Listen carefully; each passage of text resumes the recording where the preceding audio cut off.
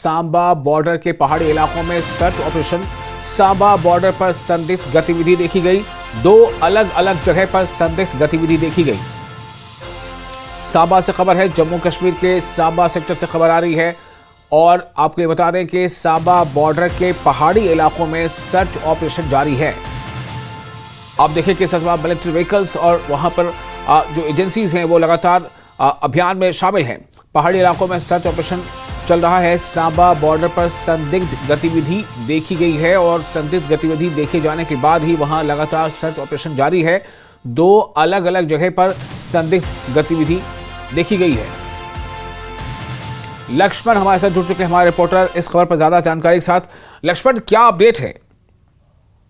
देखिए, सांबा सेक्टर की सुंब और गोन इलाके की बात करें तो कल जो देर शाम को यहाँ पर संदिग्ध गतिविधि नोट की गई, यानी कि एक जो सैटेलाइट फोन है वो यहाँ से ऑन होता है, जिसके बाद जो हमारी जो सुरक्षा बल है वो उसको डिटेक्ट कर लेते हैं, जिसके तुरंत बाद ही यहाँ पूरे इलाके को घेरा जाता है और कॉर्डन सर्च ऑपरेशन जहाँ पर लॉन्च कर दिया जाता है, जिसमें एसओजी के जवान, जम्मू कश्मीर पुलिस के जवान और आर्मी के जवान जो है पूरे इलाके को घेर कर यहाँ पर तलाशी अभियान चलाते हैं। बता दें कि उसी के साथ साथ ही जो ये पहाड़ी क्षेत्र के साथ जितने भी रूट कनेक्ट किए गए हैं, उसी के साथ साथ जो नाके भी जहाँ पर लगाए गए हैं, आने जाने वाले वाहन जो हैं वहां उनकी तलाशी ली जा रही है। जो वाहन चालक है उनसे पूछताछ की जा रही है, उसके बाद ही उनको जाने की अनुमति दी जा रही है। मगर जिस तरीके से यहाँ पर जो संदिग्ध गतिविधि यहाँ पर नोट की गई सुरक्षा बलों द्वारा, तो ये एक अहम हो जाता है और तुरंत जो सुरक्षा बल है यहाँ पर सर्च ऑपरेशन लॉन्च करते हैं। हालांकि अभी तक जो कुछ भी संदिग्ध वस्तु ऐसी कुछ यहाँ पर नहीं पाई गई है, मगर जो सुरक्षा बल है वो अभी भी सर्च ऑपरेशन अभी भी जारी रखे हुए हैं। जी बिल्कुल। तो ये सर्च ऑपरेशन जो है, इसका दायरा कहां से कहां तक है, अगर आप बता पाएं तो बताएं कि और क्या ये वही एरिया है जिसमें अक्सर यहां से कुछ ऐसी इन्फिल्ट्रेशन जैसी चीजें या ऐसी चीजें और माजी में भी हुई हैं? इससे पहले भी यहाँ पर कई बार पाकिस्तानी बैलून मिलते हैं, कई बार यहाँ पर घुसपैठ जो रूट पुराना ये है ये माना जाता है, और उसी के साथ साथ कई बार पहले भी यहाँ पर बड़े पैमाने पर सर्च ऑपरेशन किए गए हैं, संदिग्ध गतिविधि यहाँ पर नोट की गई है। तो उसी के मद्देनजर ये एक बड़ा सर्च ऑपरेशन हम कह सकते हैं कि यहाँ पर अभी भी जारी है। और बता दें कि इसका दायरा भी काफी बड़ा हो सकता है, जैसे कि 5 किलोमीटर का दायरा सुंब से गोन जो इलाका है, सुरक्षा बल पूरे इलाके को घेरे हुए है। अभी भी जो सर्च ऑपरेशन है वो चल रहा है। जी चलिए, बहुत शुक्रिया आपका लक्ष्मण तमाम जानकारी के लिए।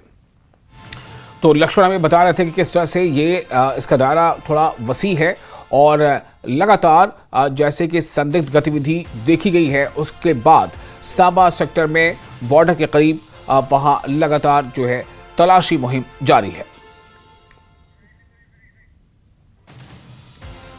तो सांबा सेक्टर से तस्वीर आप देख रहे हैं, जम्मू कश्मीर के सांबा सेक्टर पर, जो काफ़ी हसास क्षेत्र माना जाता है। और जैसा अभी हमारे रिपोर्टर बताया थे कि अक्सर इन जगहों पर पाकिस्तानी बलून वगैरह भी देखे जाते हैं, और चूंकि दो वहाँ पर ऐसी संदिग्ध गतिविधियाँ देखी गई हैं, जिसके बाद वहाँ जो सुरक्षा एजेंसियाँ हैं वो अलर्ट मोड पर है, और इस पर सुरक्षा एजेंसियों के साथ साथ बॉर्डर पुलिस फोर्स तमाम लोग मिलकर वहाँ जो है इस वक्त वहाँ लगातार मुहिम जारी है, तलाशी मुहिम। जम्मू कश्मीर के मुख्यमंत्री उमर अब्दुल्ला की पार्टी के अंदर बगावत शुरू हो गई है। ये बगावत अब खुलकर सामने आ गई है। श्रीनगर से पार्टी के लोकसभा सांसद आगा रोहुल्लाह से पार्टी के सदर फारूक अब्दुल्ला ने इस्तीफा मांग लिया है। वहीं फारूक अब्दुल्ला की इस मांग पर आगा रोहुल्लाह ने प्रतिक्रिया दी है। उन्होंने कहा कि वो इस मुद्दे पर कुछ दिनों में विस्तार से अपनी बात रखेंगे। उन्होंने कहा कि ये मुमकिन नहीं है कि डॉक्टर साहब इस उम्र में कुछ मांगे और मैं उन्हें खाली हाथ लौटा दूं। ये बहुत बड़ी सियासी अब माने की बात है जो उन्होंने कहा है। अगर उन्होंने कहा कि ये मुमकिन नहीं है कि डॉक्टर साहब इस उम्र में कुछ मांगे और मैं उन्हें खाली हाथ लौटा दूं, मैं कुछ दिनों में इस बारे में विस्तार से यानी तफसील से बात करूंगा, ये उन्होंने लिखा है। देखिए, आगा सैयद रुहुल्लाह मेहदी का जो पोस्ट है वो इस वक्त आपके स्क्रीन पर है, और उन्होंने इसको क्लियरली लिखा है। He said I did it then while I was one of the those astray. तो वो ऐसा लिख रहे हैं कि क्यों, क्या वजह हुई और हम क्या आगे कर सकते हैं, एक तरह से उन्होंने अपने आगे के प्लान का कुछ हद तक इसमें एक हल्का सा इशारा भी दे दिया और उनका ये कहना कि ये मुमकिन नहीं है कि डॉक्टर साहब इस उम्र में मुझसे कुछ मांगे और मैं उन्हें खाली हाथ लौटा दूँ। तो इससे एक साफ संकेत मिल रहा है कि क्या आगा रोहिल्ला जो है वो नेशनल कॉन्फ्रेंस छोड़ देंगे, क्या वो नेशनल कॉन्फ्रेंस से इस्तीफा दे देंगे। ये कई तरह के सवाल आते हैं जो अभी कष्ट कर रहे हैं।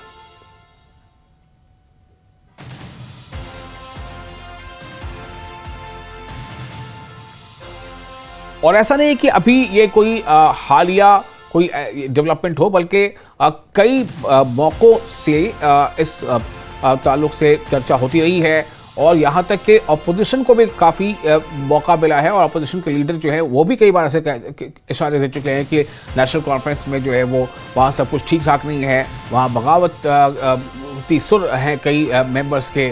तो ये मामला अब आगा रोहिल्ला मेहदी का जो है कई ऐसे बाजी में ऐसे वाक़यात रुनमा हुए हैं जब पार्टी लाइन से अलग, यानी कि एक पार्टी की जो लाइन है वो लाइन मुख्तलिफ है, आगा रोहिल्ला की लाइन है वो लाइन मुख्तलिफ है, तो पार्टी लाइन से अलग होकर इस तरह के उनके जो बयानात भी कई बार माजी में आए हैं। तो अक्सर ये कहा जाता रहा है कि आखिर आगा रोहिल्ला जो है वो नेशनल कॉन्फ्रेंस के नेता होते हुए, नेशनल कॉन्फ्रेंस के मेंबर पार्लियामेंट होते हुए वो उन बातों से क्यों वो टकराते हैं जो कि पार्टी की आला क़यादत जो है किसी मामले पर स्टैंड लेती है। तो इससे ऐसा लगता था कि शायद कुछ ना कुछ ऐसा है मामला। और अब जब के फारूक अब्दुल्ला ने जो खबर है उसके मुताबिक कि फारूक अब्दुल्ला ने जो नेशनल कॉन्फ्रेंस के अध्यक्ष हैं उन्होंने ये कह दिया है कि वो इस्तीफ़ा दे दें, तो और उनका उस पर यह कहना आगा सईदुल्लाह का कि इस उम्र में डॉक्टर साहब ने कुछ मांगा है तो मैं उन्हें खाली हाथ नहीं लौटाऊंगा, इसमें काफ़ी कुछ जो है छिपी है बातें। तो इसलिए अब ऐसा लग रहा है कि शायद हो ना हो आने वाले दिन में कोई बड़ा फैसला आगा रोहिल्ला ले सकते हैं। और क्या ये फैसला पार्टी से अलगाव का ही फैसला होगा या कुछ और, ये देखने वाली बात होगी। आबिद हमारे साथ जुड़ चुके हैं, हमारे रिपोर्टर, इस खबर पर ज़्यादा जानकारी के साथ। आबिद, ये काफ़ी पहले से चर्चा रही थी कि आगा रोहिल्ला का स्टैंड कई मामलों में पार्टी के स्टैंड से अलग होता है, यहाँ तक कि अपोजिशन पार्टी के जो LOP हैं उन्होंने भी जो है इस पर चुटकियाँ ली थी कई बार। और अब ये कहना कि डॉक्टर फारूक अब्दुल्ला साहब ने इतनी उम्र में मुझसे कुछ मांगा है तो मैं खाली हाथ नहीं लौटाऊंगा, ये तमाम चीज़ें क्या बता रही हैं आबिद? क्योंकि ये तो वाज़ह है आने वाले दिनों में, आज कल परसों आने वाले दिनों में MP श्रीनगर आगा सईद रुहुल्लाह मेहदी बड़ा फैसला लेंगे। बड़ा फैसला ये कि वो अब शायद इस्तीफा ही देंगे। ये अब क्योंकि जिस तरह से बातें हो रही थी, परसों भी उन्होंने मीडिया से खिताब करते हुए कहा कि उन पर दबाव बनाया जा रहा है कि वो इस्तीफा दे। अब जबकि खुद नेशनल कॉन्फ्रेंस के सदर डॉक्टर फारूक अब्दुल्ला ने कहा है कि MP श्रीनगर रुहुल्लाह मेहदी अगर वो समझते हैं खुद को कद्दावर लीडर तो वो साबित करे, इस्तीफा दे, उसके बाद मैंडेट हासिल करे, तब जाके हम मानेंगे। तो कहीं ना कहीं जब MP श्रीनगर रुहुल्लाह मेहदी ने कल जवाब दिया, उन्होंने कहा कि अब जब मांगा गया है, डॉक्टर साहब ने अगर कुछ मांगा है तो उसे खाली हाथ नहीं देंगे। लेकिन जिस तरह से बात सामने आ रही है, जिस तरह से उन्होंने कहा कि काउंसिल ऑफ मिनिस्टर्स के सामने वो काफी कुछ खुलासा कर सकते हैं, वो इस्तीफा भी देंगे और इसके अलावा काफी कुछ खुलासा करेंगे। खुलासा ये हो सकता है, जिस तरह से हम अंदाजा लगा सकते हैं, जिस तरह से आपको मालूम है 2019 के बाद जब यहाँ की सियासी क़यादत, जब 2019 में एब्रोगेशन आर्टिकल के वक्त यहाँ की सियासी जो क़यादत है उनको नजरबंद किया गया था, डिटेन किया गया था। उसके बाद काफी वक्त के बाद CM उमर अब्दुल्ला बाहर आए थे जेल से, तो MP श्रीनगर आगा सईद रुहुल्लाह मेहदी ने कहा कि वो एक्सपेक्ट कर रहे थे जब उमर अब्दुल्ला बाहर आएंगे तो वो सुनना चाहते हैं कि वो बरस जाए, वो कुछ ऐसा बयान दे ताकि लगे कि उमर अब्दुल्ला जो ये फैसला था 2019 का वो उससे खुश नहीं। लेकिन उमर अब्दुल्ला खामोश रहे। उसके बाद MP श्रीनगर आगा सईद रुहुल्लाह मेहदी ने नेशनल कॉन्फ्रेंस के जो चीफ तर्जुमान का ओहदा है उससे इस्तीफा लिया और तब से लेकर आज तक, क्योंकि उनका स्टैंड लगातार एक ही रहा है।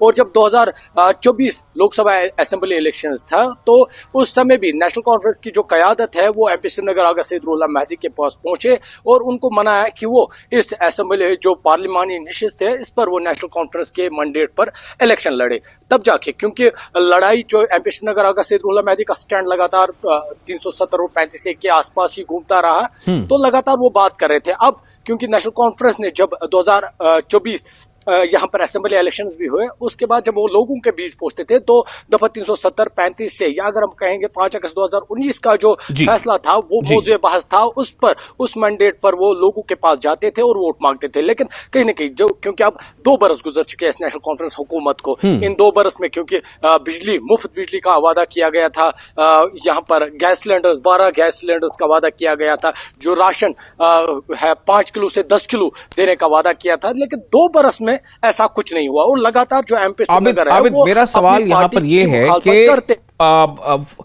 आगा रुहुल्लाह के इस स्टेटमेंट से या जो उनका पोस्ट है उससे क्या अंदाजा लगाया जाए? अगर वो ये कहते हैं कि इतनी उम्र में डॉक्टर साहब ने कुछ मांगा है तो खाली हाथ कैसे लौटा दे, तो मतलब क्या सीधे तौर पर यह समझा जाए कि वो इस्तीफा दे देंगे आने वाले दिनों में, या फिर कि कोई और दूसरी शक्ल हो सकती है?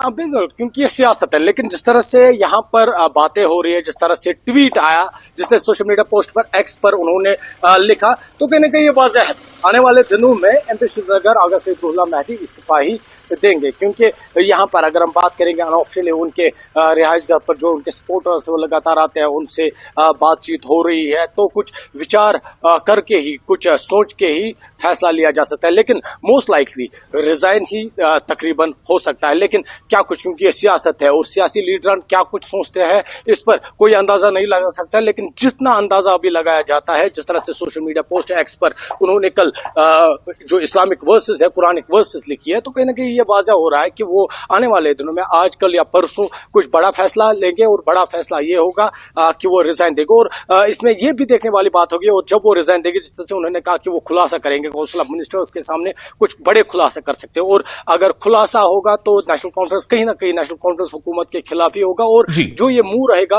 कहीं ना कहीं यहाँ की जो सियासत है, खासकर नेशनल कॉन्फ्रेंस की सियासत है, उसके लिए काफी मुख्तलिफ होगा या काफी नुकसानदेह साबित हो सकता है, ये हम कह सकते हैं। जी विशाल, चलिए, बहुत शुक्रिया आपका तमाम जानकारी के लिए आबिद। तो जम्मू कश्मीर में नेशनल कॉन्फ्रेंस के अंदर ये जो बगावती सुर हैं, क्या ये वाकई एक बड़ा जो है एक ड्रामा साबित होगा या फिर इस पर कोई बड़ी तब्दीली होगी, ये अभी आने वाले वक्त में इसको देखा जा सकता है। आगे बढ़ते हैं। नेशनल कॉन्फ्रेंस और बीजेपी के बीच भी जुबानी जंग और तेज हो गई है। इस बार नेशनल कॉन्फ्रेंस ने बीजेपी पर यह इल्जाम लगाया है कि वो जम्मू कश्मीर का राज्य का दर्जा बहाल करने की मांग में देरी करने के लिए कई बहाने बना रही है। हालांकि जम्मू कश्मीर बीजेपी के अध्यक्ष और राज्यसभा सदस्य सत शर्मा ने इस आरोप को पूरी तरह से खारिज कर दिया है। न्यूज़ 18 से बात करने के लिए शुक्रिया।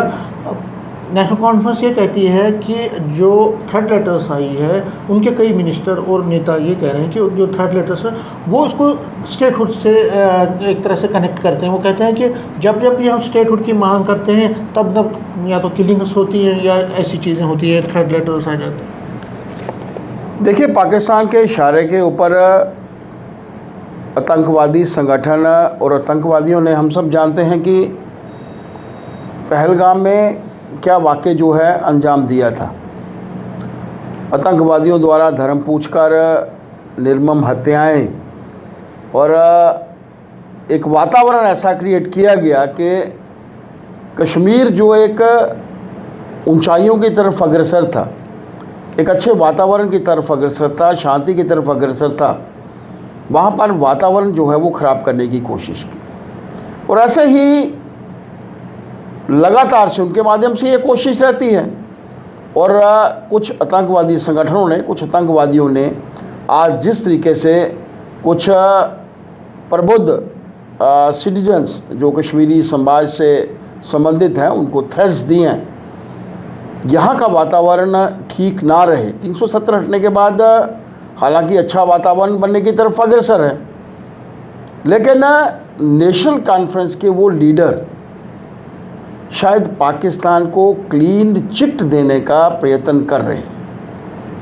हर बार यहाँ का वातावरण पाकिस्तान खराब करता है, उसके इशारे पर ही यहाँ पर आतंकवाद को हर साल हर बार बढ़ावा मिलता है।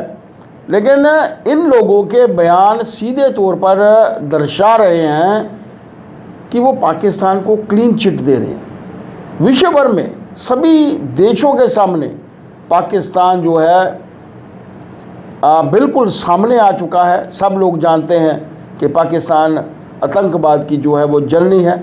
लेकिन बड़ा अफसोस है कि भारतवर्ष में रहकर संविधान के दायरे में शपथ लेने के बावजूद ये लोग पाकिस्तान को जो है वो क्लीन चिट दे रहे हैं। क्या मतलब लगता है आपको कि जिस तरह से, क्योंकि अभी जब किलिंग्स भी हुई थी और उससे पहले भी जब भी कुछ होता है तो बार बार यही कहा जा रहा है कि रियासत का दर्जा हम मांग रहे हैं तो इनको एक बहाना मिल जाता है। अब दोबारा से ये कहना, देश के प्रधानमंत्री जी ने सीधे तौर पर कहा है कि उचित समय आने पर, ठीक समय आने पर, क्या अच्छा समय है क्या? जम्मू कश्मीर की परिस्थितियाँ 370 हटने के बाद और पहलगाम का वाक़या होने से पहले तक अगर हम लोग कंपैरिजन करेंगे तो कहाँ हम लोग पहुँच चुके थे? एक अच्छे वातावरण की तरफ हम लोग जो थे वो पहुँच चुके थे। कंपैरिजन अगर हम लोग यहाँ के कश्मीर का करते हैं, अपने भारतवर्ष के कश्मीर का करते हैं और जो पाकिस्तान के नाजायज़ कब्जे में है उस कश्मीर का करते हैं तो डिफरेंस हम सबको साफ नज़र आएगा। वहाँ की कश्मीर की क्या हालत है और हमारे इस कश्मीर की जो हमारे पास है, जो भारत का अभिन्न अंग है। और आज देश भर में ईद मिलादुन नबी मनाई जा रही है। मुस्लिम समुदाय के लिए ये दिन खास धार्मिक महत्व रखता है। इसे मिलादुन नबी, मौलिद या मौलिदुन नबी अशरीफ के नाम से भी जाना जाता है। इस्लामी चंद्र कैलेंडर के रबीउल अव्वल महीने में, यानी चांद का जो कैलेंडर होता है, लूनर कैलेंडर होता है, उसके रबीउल अव्वल महीने में आने वाला ये मौका पैगंबर हज़रत मोहम्मद सल्लल्लाहु अलैहि वसल्लम के पैदाइश की याद से जुड़ा है। इस दिन मस्जिदों में इबादत, कुरान की तिलावत और धार्मिक सभाओं का आयोजन किया जाता है। कई जगह जुलूस निकाले जाते हैं और ज़रूरतमंदों की मदद भी की जाती है। श्रीनगर के हज़रत बल दरगाह पर बड़ी तादाद में लोग पहुँचे, जहाँ रात भर शब ख़ानी का भी इनेकाद हुआ। सुबह हज़ारों अक़ीदतमंदों ने हज़रत बल दरगाह पर पवित्र अवशेष मुए मुक़द्दस की ज़ियारत की और ख़ास दुआएं मांगी। हमारे पाक नबी खाली मुसलमानों के लिए नबी नहीं है, रहमत के नबी नहीं है, वो पूरी आलमी इस्लाम के लिए है, आलमी दुनिया के लिए है और उसका पैगाम अमन का हमेशा रहा है। जो आज का मिलाद है उसकी मुबारक पेश करता हूँ और पूरे आलमी इस्लाम के लिए दुआ करता हूँ रब्बुल आलमीन से अमन हो जाए, पाक मोहब्बत हो जाए हर मज़हब का आपस में, और जो हमारे दुख है अल्लाह ताला वो हमें मिटाए। एक मोमिन का दिल हमें दुखाना नहीं चाहिए, क्योंकि मोमिन जो है वो खुदा जो है वो एक मोमिन के दिल में ही रहता है। कल्बुल मोमिनी अर्श मिनल्लाह, यही पैगाम है हमें दिया जनाब मोहम्मद रसूलुल्लाह सल्लल्लाहु अलैहि वसल्लम ने कि आप एक दूसरे के हमदर्द बनो। आलम इस्लाम को हम यही पैगाम देते हैं पूरी दुनिया को। हम रसूलुल्लाह सल्लल्लाहु अलैहि वसल्लम का उसवा हसना वही हमारे लिए कामिल हैं और पूरी दुनिया को पैगाम दिया, उखवत का पैगाम दिया। दहशतगर्दी के खिलाफ है इस्लाम। अल्लाह ताला की तरफ से ये एक रहमत है हमारे लिए। We should be looking forward to that. हमें अल्लाह ताला से हमेशा यही मांगनी चाहिए कि हमारी लाइफ में पीस और प्रॉस्पेरिटी हमेशा बनी रहे और हम अपने लिए भाईचारा भी बने रहे हम लोगों के बीच। तो दैट्स ऑल। और पीएम मोदी ने मुसलमानों के पवित्र त्यौहार ईद मिलादुन नबी की बधाई दी है। उन्होंने कहा कि ईद मुबारक, मिलादुन नबी की बधाई। उन्होंने कहा कि मुझे उम्मीद है कि ये मौका हमारे आसपास एकता और खुशियां बढ़ाएगा। दया और समाज के प्रति योगदान की भावना हमेशा हमारा मार्गदर्शन करे।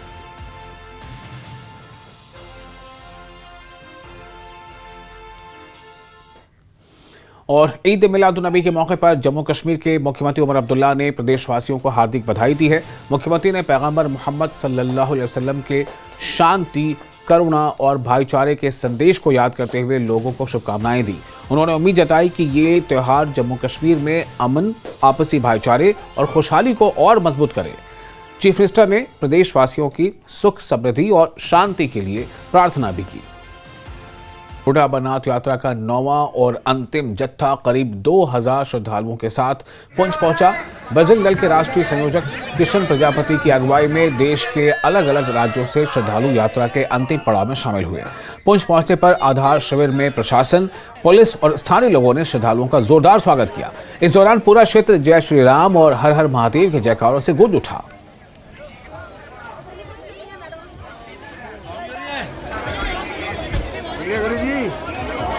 मैं बड्डी जी से अनुरोध करूंगा स्वामी जी से आशीर्वाद प्राप्त करें। जितने भी स्वयंसेवी संस्थाएं हैं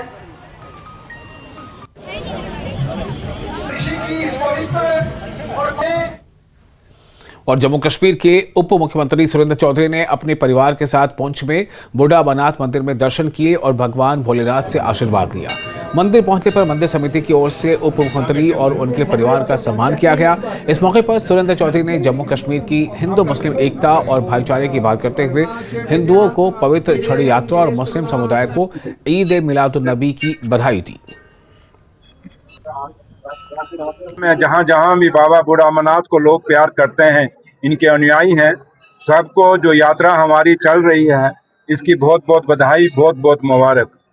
और कल क्योंकि स्वामी जी खुद छड़ी यात्रा शुरू कर रहे हैं अखाड़े से, और पुंछ और जम्मू कश्मीर की और इस हिंदुस्तान की यही खूबसूरती है कि पुंछ में एक कोने में मेरे बाबा बूढ़े अमरनाथ जी बसते हैं, तो दूसरी साइड नंगाली साहब वाले गुरुओं का डेरा है।